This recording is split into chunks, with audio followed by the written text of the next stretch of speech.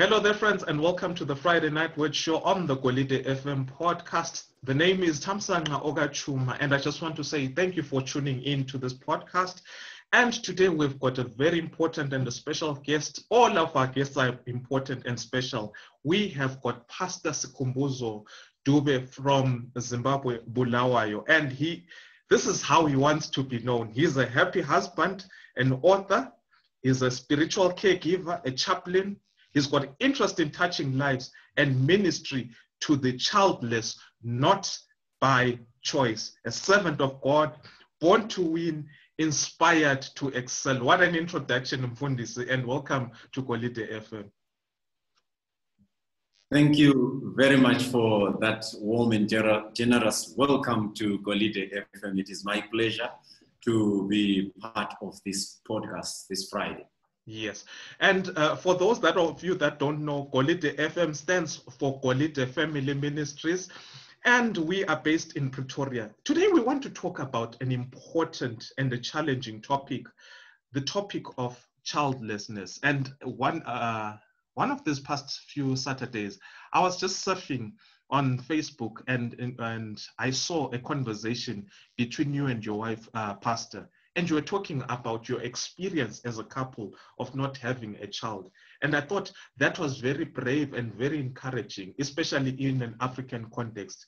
Can you just give us a brief overview of your journey as a childless couple? Let's just walk through that journey and try and understand and experience your journey.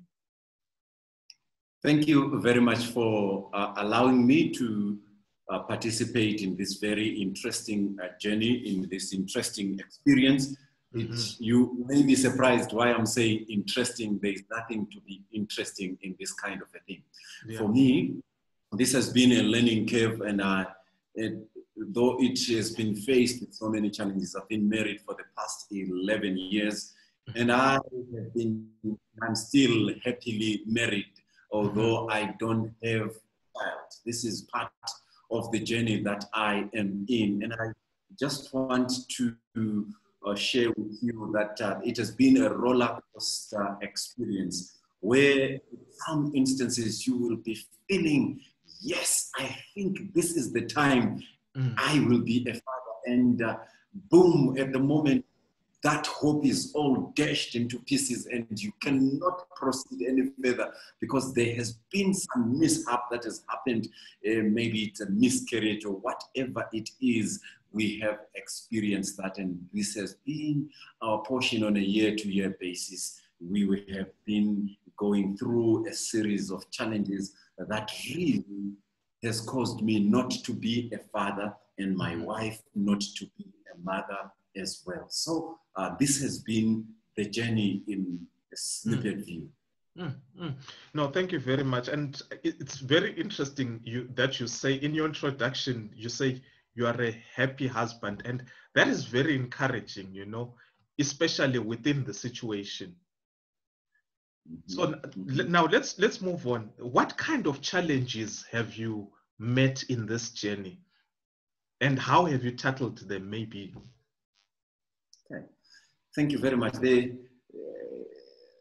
Somebody actually said if the mountain was smooth, we wouldn't climb it.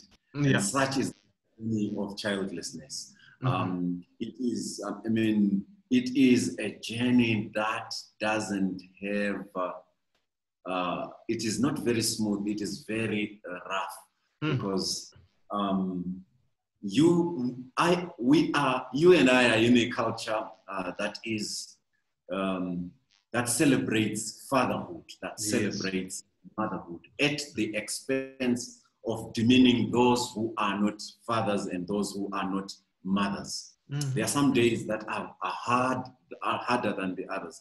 For instance, the Mother's Day, it is a challenge for me to really encourage my wife during that day, because on that day, it will be, the media will be awash with celebrations of the mothers, those that have managed to get to that level. Another day that is difficult is the Father's Day. You feel like you can actually collapse into nothingness because fathers are being celebrated. And at that point in time, if you don't have a good perspective of what it is to be a father, of what it entails to be a father, or maybe redefining fatherhood, it may become a very difficult time. So you've spoken about dealing with the challenges of that. So how have I handled the Father's Day? For me, Father's Day has been a time to reflect on the real meaning of being a father. So I have redefined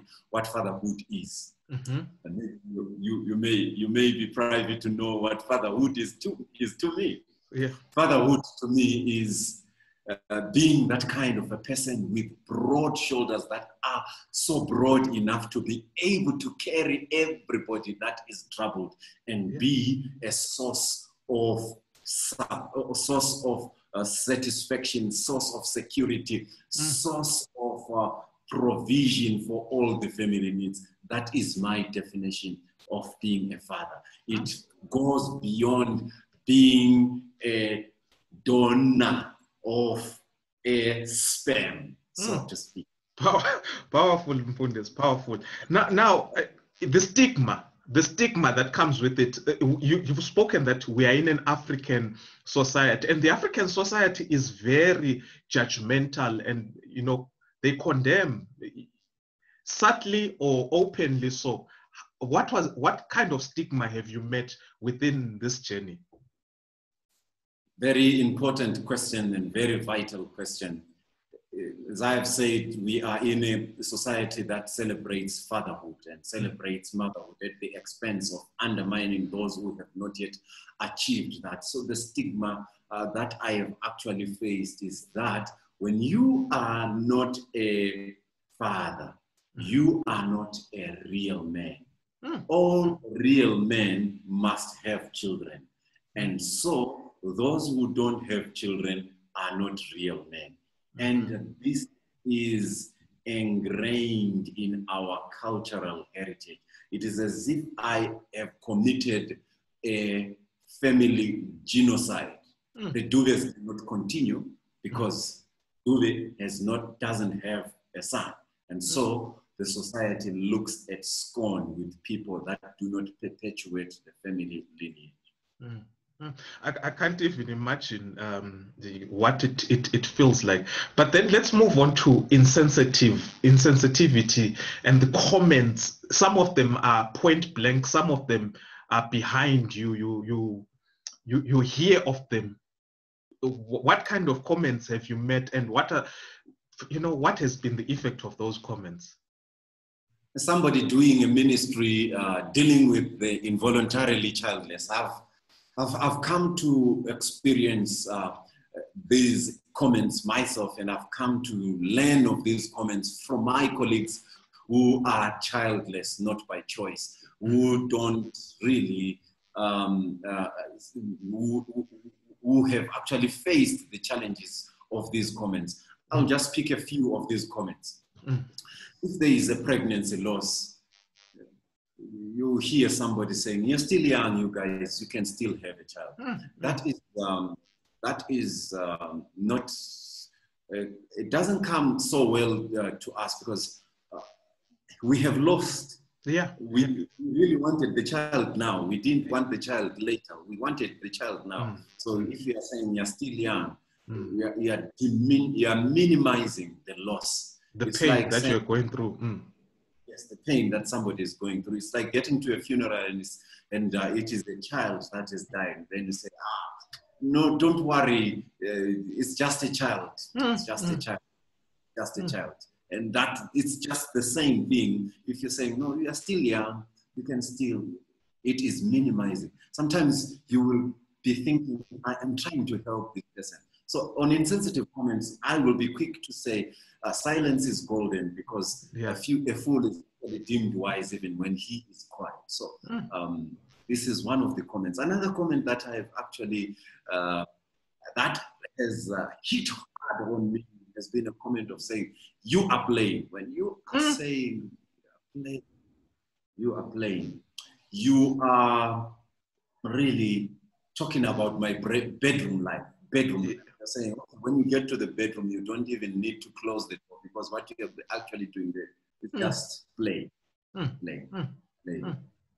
One of my friends actually shared with me a very painful comment. He was told, "You are shooting blanks." Shooting blanks. That is the comments that we as childless people face. That is very painful, and it actually brings out the insensitivity of us as human beings of not helping each other carry the pain. And now, you being a pastor, Mfundisi, then there are people who prophesy over you. There are people who prophesy over your life, people who believe that they've been sent by God, by the Holy Spirit. I'm sure you have come across those prophecies. Oh, yes. A number of times. I'll just pick a few of those, but maybe let me just pick one. Yeah. Somebody said to me, my brother, he was a pastor, a prophet. He said to me, right now you should check your wife. She should be pregnant. I said to myself, and I could have been rough and said, okay, you must have impregnated, because at the moment I know my wife is not pregnant. And your prophecy is just something. So please run away from those prophecies if you are involuntarily childless. The only prophecy that you should believe in is the one that has come straight from the throne of God. God should actually speak to you. You mustn't send people that will be telling you that you are having a child or you are going to be having a child. And actually, one friend of mine today posted something on social media, because it's there. I will say it. It's something that is public. This friend of mine says, somebody said the fibroids are the seed of the devil that have been planted, and the seed of the woman is actually supposed to crush those fibroids. Genesis 3:15 is not speaking about fibroids at that point in time. When we are talking about the seed of the woman that shall bruise the serpent's head, it's not referring to fibroids. Such prophecies come. Such prophecies come. Yeah. So it just continues to show how insensitive, and we don't understand somebody else's problem or challenge.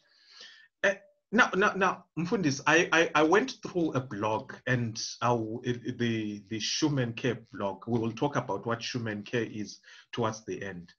You wrote a very interesting piece, or a very interesting article. You wrote about tolerance.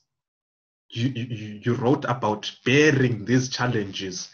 And at what point, what was your turning point? How did you get to this point where you wrote this article about tolerance? Okay. Actually, in that article, I really spoke about acceptance. But I said there is no place called acceptance. Acceptance is a journey. It's not a destination. So to speak, and then I said, I tolerate my childlessness. And maybe that's where the question is coming from. I tolerate childlessness. I haven't accepted that I am childless. And they said, why? Speaking about this in public, and why are you saying you haven't accepted? Because I have come to situations where I have lost reminders, issues that spark that you are not a child. In a situation where parents will be speaking about their children, in a situation where on Facebook, parents will be posting on their first day at school, post social media. That really strikes home that, by the way, you are not a parent. So when did the turning point come? The turning point came when my wife had a third surgery. It was the most horrendous surgery I ever thought of. At that time, when the doctors were operating on her, as they were lifting myometrial masses from her womb, the blood shot up like a ruptured water line, and I was told to go and look for blood because she was bleeding ceaselessly. I ran like confuse the cockroach to look for that blood. At that time, I was submerged at the thought that my wife is definitely going to die. But when she was wheeled alive out of that theater, I said, God is good. Yes. Although she is coming out of the theater without a child, she is alive. Amen. Then, what should I do? Since she came out alive, I think I have to celebrate this life more than thinking about the issue of having a child. And at that time, the journey towards acceptance began. It was a painful situation. I had to nurse my wife for coming months because this was not the first operation, but this was the most gruesome operation that was ever in her life. And I almost lost my wife. Now that I have her alive, what is a child? Though important, what is a child compared to her life? Powerful. It's actually challenging, even the thought of it, thinking of that situation. And maybe that leads to my next question, Fundis. So now, how did you supported your wife, you comforted her? And I mean, emotionally, she must have gone through a lot. Where did you get that strength to really go through that phase? You know, when a woman wants a child, there's a lot of emotions. And she must have cried quite a number of times. And you must have agonized over the pain when you saw the tears running down her face. Where did you get that strength, Mfundisi? This is the work of grace. I should say, it's the work of grace. There is no magic or miracle. Yeah. But one thing I can say, realizing the fact that he up above saved her life, gave me the courage to say, since he saved her life, why shouldn't I continue to be a source of comfort to her? And so I adopted a classical image of pastoral care. Sorry for using that technical term. This is an image of really how I can provide care.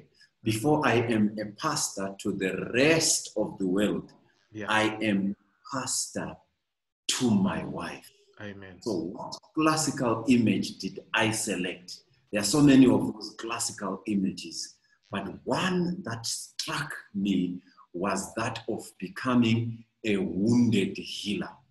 I have my wounds, but through my wounds, I bandage my wife. And then as I bandage my wife, then the overflow is the ministry that I run, Shunem Care, to care for other people. But the first port of call, so Shunem Care is about my wife, so to speak. And then the others that I am caring for are a register that I am caring for my wife as I understand your situation, as I understand my situation. So this is basically what I can refer to. Maybe that's the way that the Lord really inspired me to have strength to care for my wife.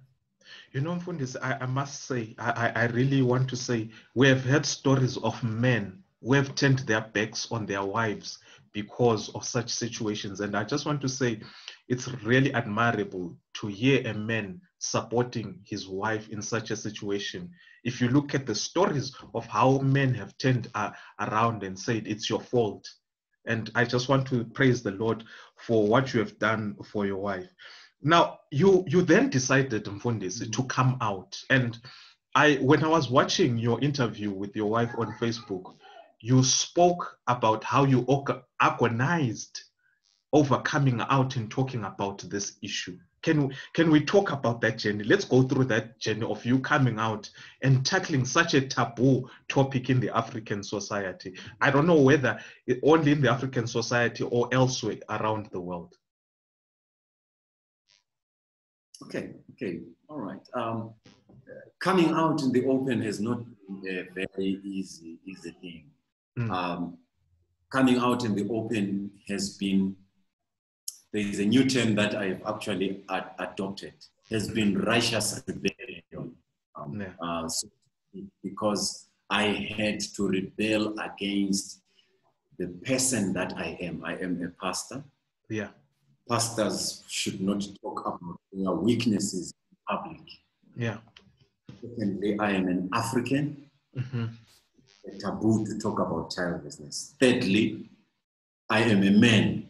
Yeah. Boys don't cry. Yeah. Boys don't cry. So I had to cut across religio, cultural lenses. I had to remove those religious lenses. I had to remove those cultural lenses and to think about another person, the next person, how the next person is going to experience this kind of a thing. So I wrote an article, and when I wrote the article, I shared it, but it was very difficult for me to make it public. Clicking the share button was an act of faith. Comments came streaming, but as the comments came streaming, I felt very bad because I had stepped into unknown ground. That was going to. Beautiful comments, lovely comments came, comforting comments came, but all those comments meant nothing to me at that time. Meant nothing at that time. It was until at a time when people who are in my experience came into my inbox, some on WhatsApp and some right on Facebook in my inbox to say, thank you for sharing that. Thank you for coming out in the open and sharing that. If I had kept quiet, I don't know what was going to take place. Yeah. So I can pick up that one of the positives is that the journey for others becomes not, it doesn't, the hardship of the journey does not go away, but the bearing the burdens together is one of the positives that came out together from this sharing that you did. There were positives. What else? What other positives that it came out from this? The other positive that came out from this sharing is I am grateful that I am able to speak to those of my childless tribe with ease, not with difficulty. So when somebody came and said, I'm childless, and they didn't know my situation, the first thing that would happen is that I would grieve. Because now I have to be counseling somebody that is in my situation, but this person doesn't know. And this person, Pastor, please pray for me, I am childless. But now it's a different situation because I've come out in the open. And when people come and approach me, they know that we are approaching somebody who understands our situation. Powerful, powerful. But let's talk about the most powerful being in this whole situation. How has God carried you and strengthened you? How has your relationship with God grown through this journey? What I'm going to tell you as a pastor may not be a very good thing. I have had feelings of anger against God. I had feelings of hating him. Why is he allowing me to pass through this? I have, like Job, and said, Lord, I think you have been hard on me. You have been. I am speaking as a human being. Yeah. That is what I have personally. Mm. But this has helped me to understand members in the church who are facing whatever situation, who are angry at God and who are clenching their fists at God. Yeah. Your situation is normal. You are normal. Don't feel bad about being angry at God. But after being angry at God, what is it that I do? So from this, the God moment for me is that God helped me to redefine what marriage is. For me, childlessness has been an elongated or an extended honeymoon. So I'm living in an extended honeymoon because it's just the two of us. When we are thinking about going on a holiday, there is no strings attached. Yeah. So for me, God has been good in helping me to redefine what marriage is. So for me, marriage is complete, even if it is without children. And when you wrote about this, you actually called it a miracle. You called it a miracle. So, and I want to pose the question to say, how can other childless couples experience this miracle that you have experienced with your wife? The miracles dotted all around. Sometimes we don't see these miracles. It is up to us to look at these miracles. So helping my childless tribe to understand this, it is to take time to redefine marriage. So there is a marriage myth that everyone gets into marriage with. So for us to have to see the miracle, for me, having a marriage that is still sustained, being childless with no divorce, for me, that is a miracle. So if you are childless, just like me, you just need to look at something that is very important. Childlessness is like a rose to me. It has thorns. It also has bright petals. And so the beauty of this, for you to see a miracle, just ignore the thorns. They are there. But pick the bright petals. Look at the bright petals. Smell them. Smell them. Smell the beauty of those bright petals. Smell them. So it is very, very important. So for some of the childless people, they may be divorced because the husband thinks, I can't stay with this person that is childless. So where are the bright petals there? Celebrate the very fact that you have left a toxic marriage, somebody who values you because you are a childbearing machine. Maybe that person was not too good for you because he thought of you as a child-producing machine and not as wife material. Quite challenging, quite challenging. The miracle is there for others to take up as long as they ask for it from God. Now, you spoke about Shumenke, and I read up about it.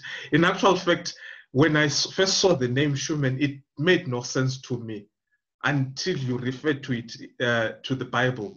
That's when it made sense to me. Let's talk about Shumenke. What is Shumenke, and what is the purpose of Shumenke?